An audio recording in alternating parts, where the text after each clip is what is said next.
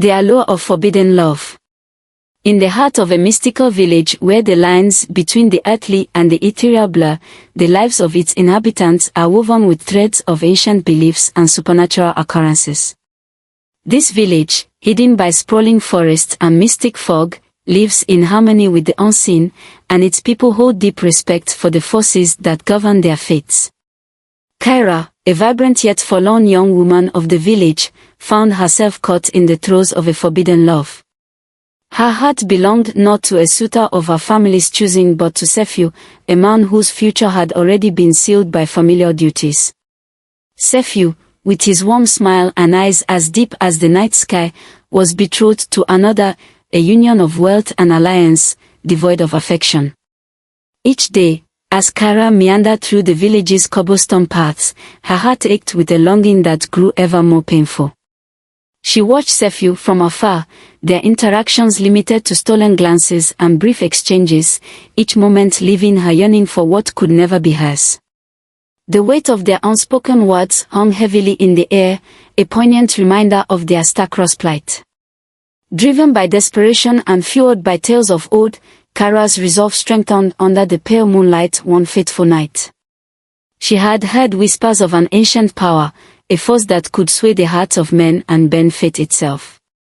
Though warned of its dangers, the allure of having Sephew's love outweighed the fear that lingered at the back of her mind. With a heavy heart and trembling hands, Kyra set out to seek the serpent priestess, a figure both revered and feared. The priestess, known for her communion with the celestial and her counsel in matters of the heart, lives secluded in a grove guarded by the spirits of ancient trees. It was said that she could weave the fabric of destiny with but a few whispered incantations. As the village slumbered, Kyra's journey began, each step driven by a mix of dread and hope. She ventured into the unknown, guided only by the moon's silvery glow and the pulsating desire to claim a love that fate had cruelly denied her. As Kyra approached the sacred grove, the night air thick with the scent of jasmine and myrrh, her heart pounded with a mixture of anticipation and fear. What lay ahead was a path fraught with shadows and uncertainties, but the fire of her love for Sephew cast a light too bright to be dimmed. This first part of Kyra's tale sets the stage for a journey filled with magic, passion, and the age-old battle between fate and heart's desire. The pact with the serpent priestess. Deep within the ancient grove, where the whispers of the past mingled with the rustling of leaves, stood a shrine veiled in secrets and serpent lore. This sacred place, shrouded in a perpetual mist, was the realm of the serpent priestess, a guardian of forgotten magics and a mediator between the seen and unseen worlds. The serpent priestess, named Zahara, was as enigmatic as the legends that surrounded her.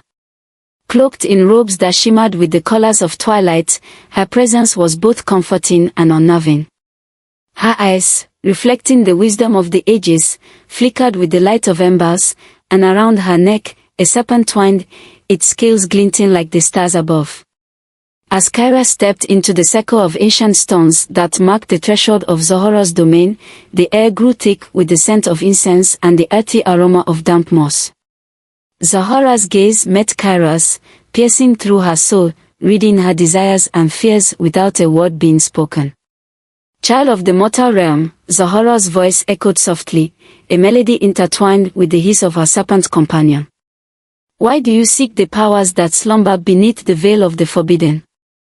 With a voice trembling as much from determination as from trepidation, Kyra confessed her love for Sephew and her wish to have his heart turned towards her alone. Her words spilled forth like a river, carrying the weight of her love and the pain of her unrequited desires. Zahara listened, her expression unreadable, the serpent around her neck stirring as if sensing the deep currents of emotion flowing from Kyra. The heart you wish to bind must be won, not taken, Zahara warned, her words laced with an ancient wisdom. Yet, if it is your will to proceed, know that the magic you seek comes with a price, one that weighs heavily upon the soul. Driven by love and blind to the shadows that danced at the edge of her vision, Kyra nodded, accepting the risks. Zahara led her to an altar where artifacts of old, crystals, herbs, and bones lay scattered, illuminated by candlelight. The ritual that followed was both beautiful and terrifying. Zahora chanted in a forgotten tongue, and the serpent danced to the rhythm of her words, its eyes locked on Kyra. As the incantations grew more intense, Zahora instructed Kyra to offer a lock of her hair and a drop of her blood, sealing her fate to the whims of the spell. A shimmering potion was mixed, its color the deep crimson of twilight, and as Kyra drank it, a warmth spread through her veins, a sign of the spell taking hold. "The bond is sealed," Zahora proclaimed, the serpent retreating to the shadows once more. "But remember, child, love forged in the cauldron of compulsion is a specter that haunts the heart. Beware the day it demands its due." As Kyra left the grove, the first light of dawn crept across the sky, casting long shadows on her path. Though her heart carried the elation of hope, it was shadowed by an unspoken dread, hinting at the price of the magic she had embraced. A love enchanted. As the days unfolded after the ritual, a visible change swept over Sephiu. The man once bound by duty and tradition now turned his gaze towards Kyra with an intensity that was both thrilling and unfamiliar. His devotion, blooming almost overnight, was a stark departure from his previously reserved demeanor. Sephiu, whose days were once filled with responsibilities and preparations for his impending marriage, now sought every possible moment to be by Kyra's side. He abandoned meetings, postponed wedding arrangements, and seemed to live in a world where only Kyra existed. This sudden shift bewildered those around him, but to Kyra, it was the fulfillment of her deepest desires, or so it seemed at first. The couple found themselves in a whirlwind of happiness. Laughter and whispers of love filled their days as they walked hand in hand through the village, basking in their newfound connection. Sephiu whispered sweet nothings into Kyra's ear, his words weaving a tapestry of dreams for their future together. Yet, beneath the surface of this bliss, an uneasy tension began to brew. As weeks passed, the initial euphoria that accompanied their union gave way to subtle, unsettling changes. Sephiu's eyes, once bright and engaging, began to dull, as if the very essence of his spirit was being siphoned away. His vibrant laughter grew less frequent, replaced by a quiet, almost mechanical affection. The natural spontaneity of his actions seemed replaced by a scripted devotion, each gesture an echo of the spell's influence rather than a true expression of his feelings. These changes did not escape Kyra, who watched with a growing sense of dread as the man she loved transformed before her eyes. The magic that had once seemed like a blessing now cast a shadow over their relationship, infusing it with an artificiality that was hard to ignore. The villagers, too, began to notice Sephiu's odd behavior, whispering about supernatural interference and dark magic at play. One evening, as the sun dipped below the horizon, painting the sky in shades of crimson and gold, Sephiu collapsed during a stroll with Kyra. Clutching his chest, his breath shallow and labored, he looked up at her with a pained expression that bore no trace of the unnatural joy that had characterized recent weeks. It was a moment of vulnerability that shattered the illusion of their perfect love. Rushing to his side, Kyra felt the cold grip of fear tighten around her heart. This was no mere ailment, it was a sign of the curse that the love spell had wrought. As she held Sephiu, whispering reassurances, she realized the gravity of her actions. The spell that had bound Sephiu's heart to hers was not just altering his will but consuming his very life force. As Sephiu recovered slowly that night, the joy in Kyra's heart was replaced by a chilling realization. The love she had sought through magic was a facade, a delicate veneer masking a dangerous reality. With each passing day, the spell's dark side revealed itself, threatening to destroy not just the love she cherished but the man she had vowed to protect. Love's decay. As the enchanted allure of forbidden magic wore thin, the once vibrant village began to reflect the darkening reality of Sephiu and Kyra's relationship. The love that had bloomed so fiercely under the spell's influence now showed its true, corrupted nature. Sephiu's decline became more pronounced, his spirit seemingly leached away with each passing day. The unraveling. Sephiu, once a pillar of strength and vitality in the village, now wandered through his days as if lost in a fog. His commitments, once held sacred, lay forgotten, his passions and interests faded like the last rays of sunset. His family and friends watched helplessly as the man they knew receded into a shadow of his former self, his moments of clarity growing rarer as the spell continued its insidious work. His physical health deteriorated alongside his mental presence. He grew gaunt, his skin pallid, and his eyes, once full of life's fire, now mirrored the dullness of aged glass. Nightmares haunted his sleep, and during the day, a listless anxiety seemed to grip him. The village healer was baffled, unable to diagnose an ailment that seemed rooted more in the supernatural than in any bodily disease. Kyra's realization. Kyra's heart broke daily as she watched the love of her life dissolve into a specter. The guilt of her choice weighed heavily on her soul, each of Sephir's forced smiles a dagger in her heart. She could no longer deny the horror that her selfish desire had wrought. The spell, meant to secure Sephir's love, was instead binding him to a slow, torturous fading. In her despair, Kyra sought solace in the quiet of the village grove, where the whispers of the ancient trees seemed to speak of old truths and deeper understandings.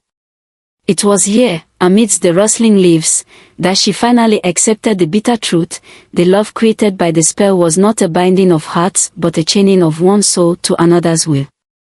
Seeking redemption. Determined to undo the wrong she had inflicted upon Sephir, Kyra resolved to return to Zohora, the serpent priestess. Her journey back to the sacred grove was one of somber reflection, each step a penance for her actions. As the grove came into view, shrouded in the twilight mist, Kyra's determination solidified. She would free Sephir, no matter the cost to herself. Upon reaching the grove, Kyra found Zohora waiting, as if expecting her return. The priestess's amber eyes bore into Kyra's, a silent acknowledgement of the heavy burden the young woman carried. "Child, you return with the weight of the world in your eyes," Zohora intoned, her voice resonating with a deep, mournful timbre. "The path to redemption is fraught with as much peril as that which led you astray. Are you prepared to face the consequences of unbinding what you have bound?" Kyra nodded, her resolve unwavering. "I am. Whatever it takes, I must free him from this curse." Zohora regarded her for a long moment before nodding slowly. "Then follow me, child. The journey you undertake tonight is one of undoing and sacrifice. Be ready to offer up a part of yourself just as you once took from another." As the stars blinked awake in the velvet sky, Kyra followed Zohora deeper into the grove, her heart pounding with a mix of fear and hope. Tonight, she would confront the shadows she had called forth in her quest for a love that was never hers to claim. The price of freedom.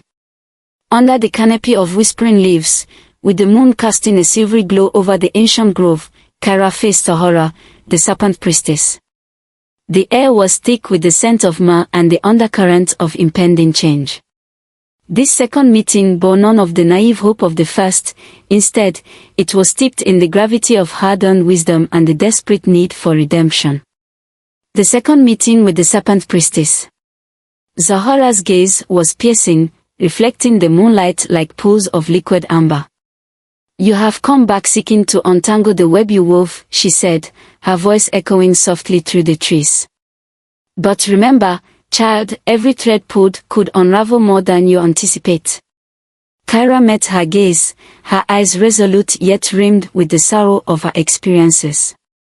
"I understand the risks," she replied, her voice steady despite the quiver of her soul. "I cannot allow Sephir to suffer because of my selfish desires. I must make this right." Zohora nodded slowly, the serpent coiled around her neck hissing softly as if in approval.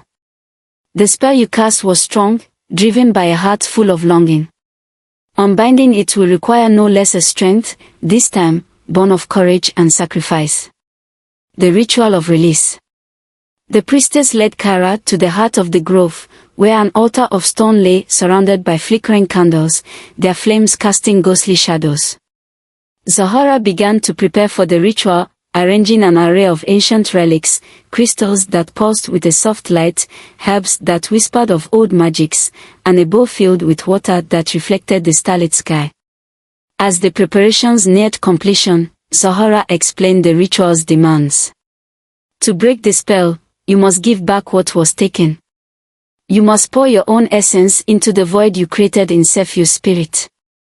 Kyra nodded, understanding the metaphorical and literal essence of her sacrifice. She stepped forward, her heart beating a fierce rhythm of fear and determination. Zahara chanted in the ancient tongue, her voice rising and falling with the winds that stirred the leaves into a chorus of whispers. The ritual reached its climax as Kyra was instructed to place her hands in the bowl of starlit water, feeling the icy chill seep into her bones. The water began to glow, pulsing with a light that seemed to draw the very essence from her soul. Pain coursed through her veins, a searing agony that burned with the fire of her guilt and the fervor of her resolve. The sacrifice. As the ritual extracted the heavy price of freedom, Kyra felt her life force ebbing. The spell, fed by her essence, began to unravel, the bond that tied Sefiu's wood to hers dissolving into the ether. Her sacrifice was palpable, draining her vitality, leaving her frail and pale, a shadow of her former self. Finally, Zahara ceased her chanting, the grove falling silent but for the heavy breaths Kyra drew. The priestess helped her to her feet, her touch surprisingly warm against Kyra's cold skin. "It is done," Zahara whispered. "The chains are broken, but the scars will remain on both his heart and yours." Kyra collapsed into Zahara's arms, overwhelmed by the loss yet uplifted by the purity of her redemption. She had freed Sefiu, but at a profound personal cost. As dawn began to break, casting a pale light over the grove, Kyra felt the first true peace she had known since the spell was cast. It was a peace born of sacrifice, of love given freely and not taken, a lesson learned in the hardest way. A new beginning. In the aftermath of the ritual, the village slowly woke to a new dawn, its tranquility restored yet subtly altered by the events that had unfolded under the cover of night. Both Kyra and Sefiu emerged from the ordeal transformed, carrying the indelible marks of their journey, scars that were both seen and unseen. Aftermath. Sefiu, once bound by the unnatural ties of the spell, found himself free, yet grappling with the remnants of a love that had been both a beautiful dream and a haunting nightmare. As the enchantment's fog lifted from his mind, clarity returned, but so did the memories of his actions under its influence. He faced the consequences of a fractured relationship with his betrothed and his family, who struggled to understand his sudden and drastic change of heart. For Kyra, the physical toll was evident.